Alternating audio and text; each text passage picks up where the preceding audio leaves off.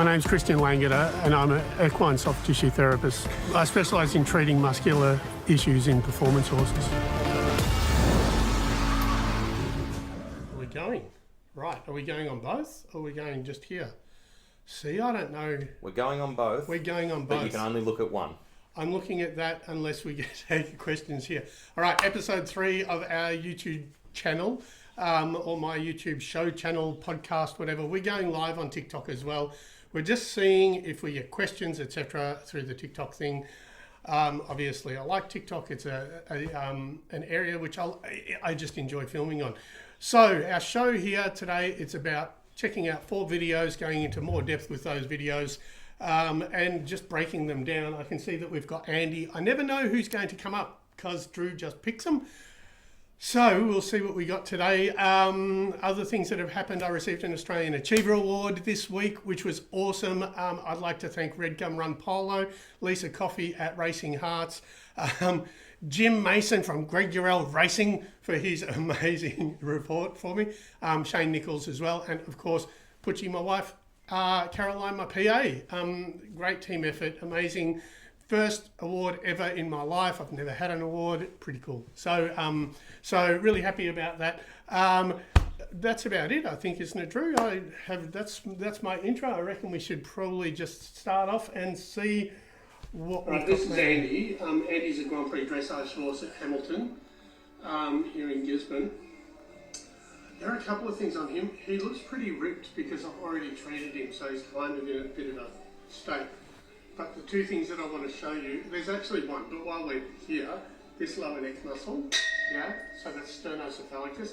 So again, if you've got a sore neck here, it's going to be the muscle that goes from the sternum into the neck through here. So I'm poking it, and people ask why I poke horses, because I'm showing people who own horses how to check that. So a couple of things here. Why do I poke horses? Because it's really funny when you do videos. When you do videos, it's difficult to see from the other side of the camera if the reaction of the horse actually comes across on camera or not. I also want to be able to make sure I can show you before and after clearly. How's the other video? So how's this side going? All right, Drew's like.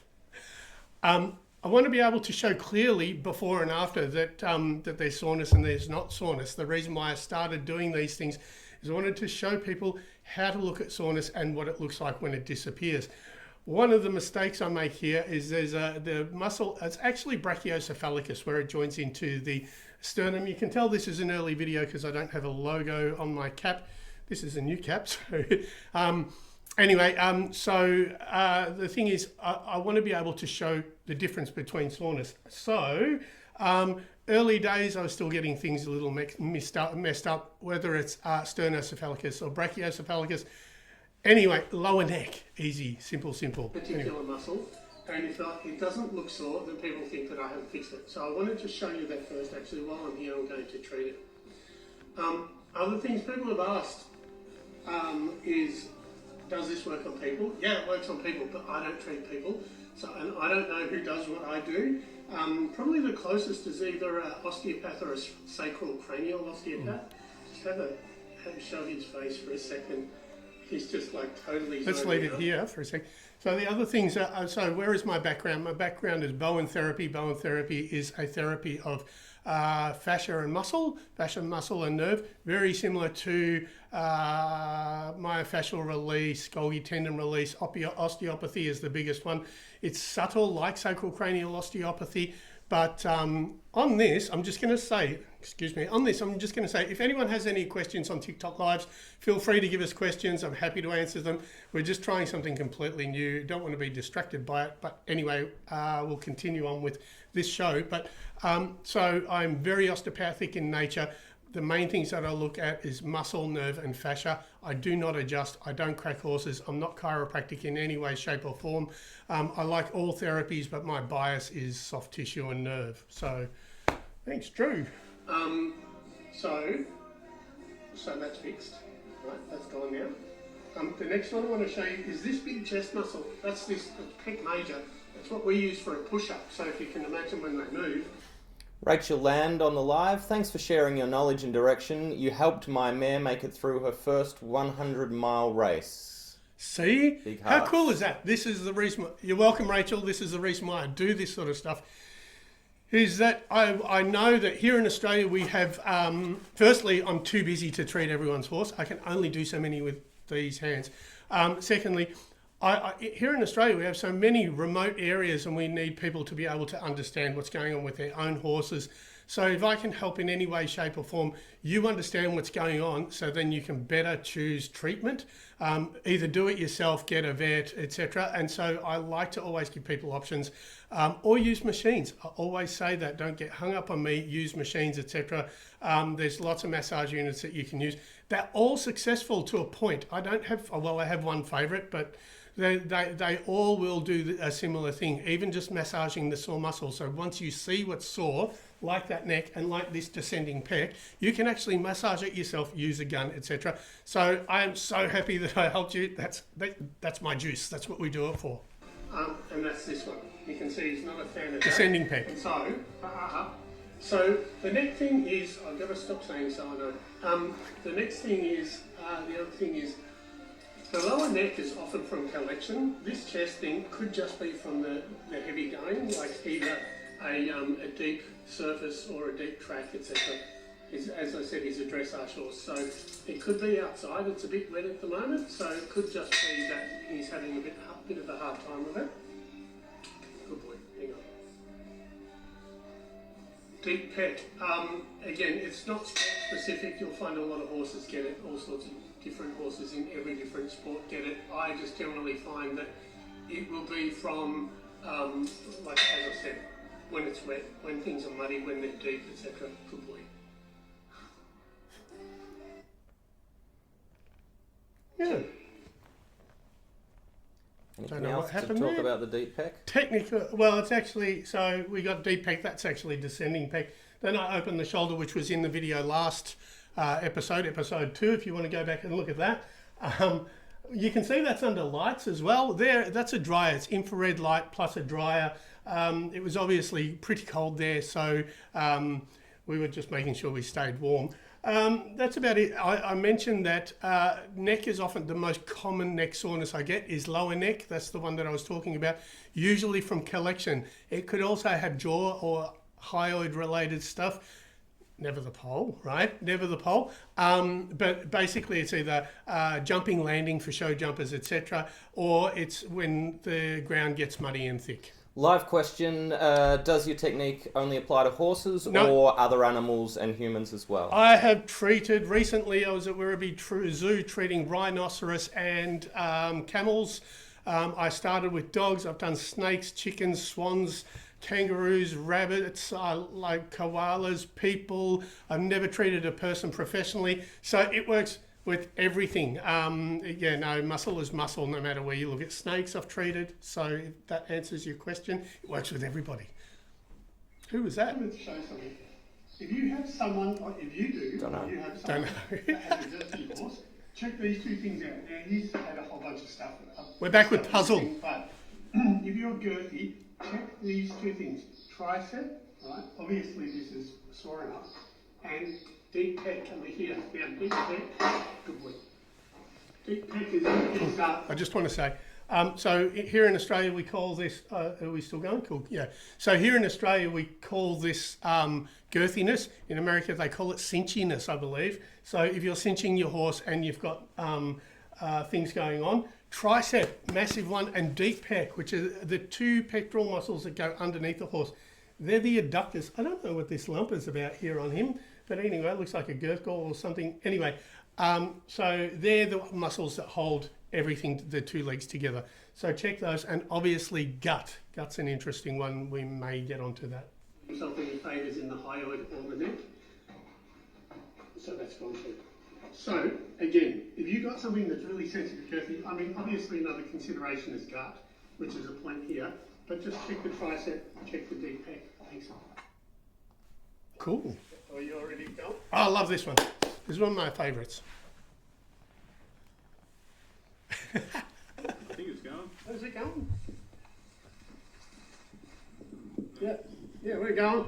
Yeah. All right, this is Cherry. What's her race name again? Steel Liberty. Steel Liberty. All right, we're at Mitford Farm. It's in Flinders. Flinders is a nice place. Anyway, I think I've shown this a couple of times, but I just want to show this again. This is like, so if you've got a horse, what's she doing? She's just kicking out a lot. So she's kicking out, sorry. Can we just pause it? She just kick. So I like this video. So whenever I do a TikTok video, I always just hand the phone to whoever's holding the horse. It's not like I'm bringing someone to help us. So that's why they're half dodgy. I always forget names because I always forget names. And so this one in particular, this was a thoroughbred mare that was on agistment at a farm. She had to stop racing because she was uneven in the rear. They couldn't figure it out, so they called me out to do it. The muscle that you're about to see is quite a violent one. They do try to kick you. So as you hear in this, I say be careful because it will try to kick your face off if it's sore. It attaches into the back of the stifle. Let's check it out. Out a lot. Again, we're going to go to like the lower part of this biceps femoris, this teardrop muscle shape. Now, again, I've done this. I did this with Dean Grass's horse. Be careful; they will kick your face off. Yeah. So this even touching it, that's the muscle that we're actually looking at, right? So the hamstrings are fine. She's not bothered about that. But as soon as I go for this one, she is. So at that point, I wasn't prepared to do it again because I thought she was going to lose it. We are in the middle of a paddock. There was just a woman holding her, Jackie holding her. Like I said, so what that muscle is, if you see up here, I was talking last week about, or episode 2, about the poverty muscle, or the poverty line. It's biceps femoris. If you see that line all the way down here, it's where that attaches. So it's the caudal part of the biceps femoris, which means it's right at the attachment behind the stifle. Question from live. Interesting one. Have you ever had any horses approach you knowing you were there to help them with their soreness? So wandering up to you impromptu? Not impromptu normally, but here's the thing about me now is I can't just pat a horse. So, they work out pretty quickly that I'm trying to help, because even if I go up to a horse and just pat it, I'm already even if it's the face, I'm already checking the jaw, checking under the tongue, etc., and start treating them automatically. So not impromptu, so to speak, that I can recall, but definitely the ones that I treat often always know who I am, always recognise me and understand what I'm there for. Yeah. Thanks for the question, though. In my own way. So basically, if they've got that, they're not going to be able to use their leg properly at all. It ties into the back of their stifle, right back here, and they're not going to be able to race. She's going to be annoyed, as this one's doing. She'll keep kicking out. So we're just going to kick it out. There you go. There you go. So that's the same muscle. That's the reaction after I've treated. And as I say, I do my tricky little thing. What I'm doing is I'm tripping out the Golgi tendon organ after I've opened up the fascia. Very osteopathic, I guess. Well, that's my bias. So, cool. So I know it looked like I did nothing. Kind of did. But she's not going to be kicking out. Have a look at this a couple of times. Share it as much as you can. Really simple thing for a bad stifle. So, it's called the caudal part of the biceps femoris. Give it a go. Be careful. Really sensitive. They're going to hurt you if you do it wrong. Anyway, that's it. Thanks. So just be really careful when you check that part. Or, of course, anywhere at the back of the horse. Like I said, Flinders is a nice place. Bit windy, but really beautiful. And so I believe it's Mitford Farms, which is Jackie's place. And that's where that one was adjusted. Another question from live. Sure. Have you ever treated any horses from Melbourne Cup races? Yes. And I've forgotten what its name was. Yes, I have, is the short question. I've forgotten its name. It was a long time ago, and we'll see what happens. I've treated a lot for a lot of the other races, but yes, absolutely. What a non-committal kind of an answer was that. Anyway, yeah, unfortunately it didn't go so good. Okay. All right? Yeah. All right, so we're with Seb Song. We're at Jason Warren's stable in Mornington. Cool. I'm going to stop this. Speaking of really good horses and the spring, Seb Song, do you have another question? Seb Song, the two horses that I mentioned in this Jason Warren Racing are Benedetta, she actually went out and won the race that Saturday. Seb Song also won his race. They both did it in spectacular fashion.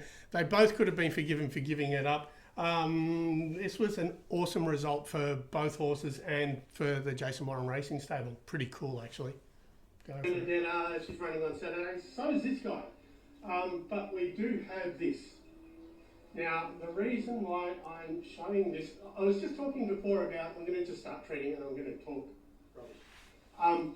So the reason why, I was talking before and I was just saying, the reason why I do these videos and I show you exactly what we're looking at, etc., is because I want you to be able to check your horse. And if you so while we go through this, I also want you to see that this was a soreness in a horse that you just saw him buckle. And if you want to go and re-see it, go to my TikTok channel and recheck this particular one. Have a look at the type of soreness. Now, this was a horse that 2 days later won at Caulfield in a really serious race and did it from the back. Like, he came and ate the field at the back. And you can see the soreness that he had 2 days earlier. These are just muscular dysfunctions, right? We always go to 11 when we think that our horse is sore. We always go, oh my God, my horse is buckling. It must be kissing spine or it must be sacroiliac issues. You could see the buckling. Like I said, go and have a look at this particular TikTok a couple of times, whatever. But you can see what it looks like, and we'll keep going now, and you can see what it's like at the end. You can check afterwards and see if they've actually done anything, if they've fixed it. So you'll be able to basically know if your therapist is any good or not. You can also use machines, etc. yourself. So all this is education, so you can, basically you've got the power to know what's going on with your horse and how to fix it. So that's why I do these videos. That's a deep muscle that I'm treating there. Like the medial glute is a powerhouse of the horse. That's where they get their drive from. And so I do actually work that one quite deeply in comparison to my usual superficial, really easy, light touch, tripping out kind of stuff. So poor Seb got a bit of a workout.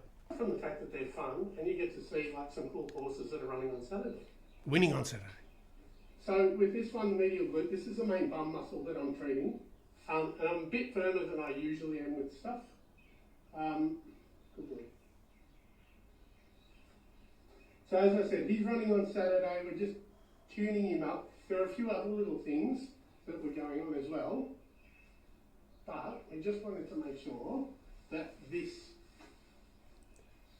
So there you go, that's gone. So that is now a horse that can win a race, right? Before, his brain might have pushed him through, but it was not going to look good.